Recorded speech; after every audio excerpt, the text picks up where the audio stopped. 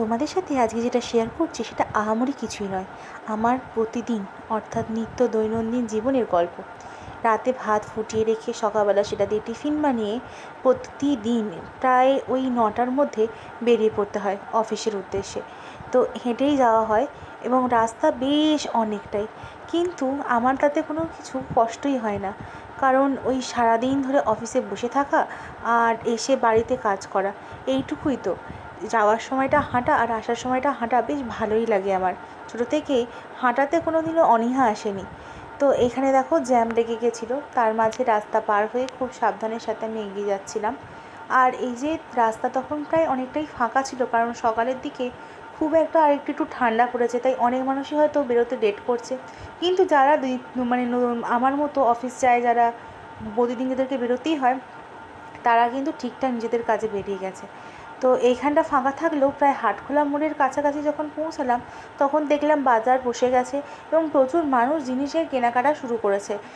কিন্তু একটা জিনিস খুব একটা লক্ষ্য করা যায় না, সেটা হচ্ছে আমাদের জেনারেশন বা ইয়ং জেনারেশনের মানুষ খুব একটা এই সময় হাঁটা যায় না, হয়তো বা সেটা পরিস্থিতির চাপে পড়ে তারা হয়তো অফিসে ব্যস্ত। কিন্তু এখানে বেশিরভাগ মানুষকে দেখতে পেয়েছি যারা মাঝবয়স্ক এবং তার থেকে বেশি বয়স্ক, এবং যারা সবজিওয়ালা বা আছে বা যারা ফেরি করতে বসেছে তারাই। এছাড়া খুব একটা ইয়ং জেনারেশন এসে যে বাজার করছে বাড়ির জন্য নিয়ে যাচ্ছে, এটা কিন্তু আজকের দিনে দাঁড়িয়ে খুব একটা দেখা যায় না। হয়তো সেটা পরিস্থিতির জন্য, তাই সেটা ঠিক বলতে পারবো না। তো এখানে তাড়াতাড়ি করে আমি যাচ্ছিলাম। আমি মেনলি ইউজ করি কলোনি মোড় না, হরিতলা মোড়, যেটা সেটার ব্রিজের নিচ দিয়ে রাস্তাটা, ওখান দিয়ে রেল লাইন দিয়ে একটুখানি এগিয়ে গেলে 1 নম্বরে ওঠা যায়। তো এক নম্বরে না, 2 নম্বরে ট্রেন দাঁড়িয়ে থাকে।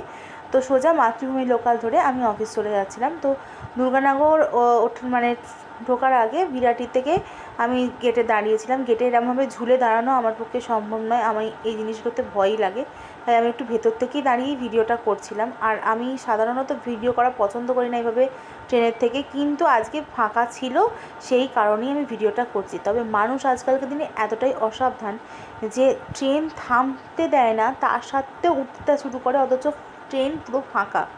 মাতৃভূমির সেই অবস্থায় কিন্তু ট্রেনে উঠে দাঁড়িয়ে যাওয়ার মতো থাকে, কিন্তু তাতেও মানুষের তর্স হয় না। এবং রীতিমতো পেছনে, যদি আমি সামনে দাঁড়িয়ে আছি, পেছনে ফাঁকা, নেক্সট যে নামবে সে রীতিমতো তাড়া দিয়ে ঠেলে ঠুলে নেমে যায়।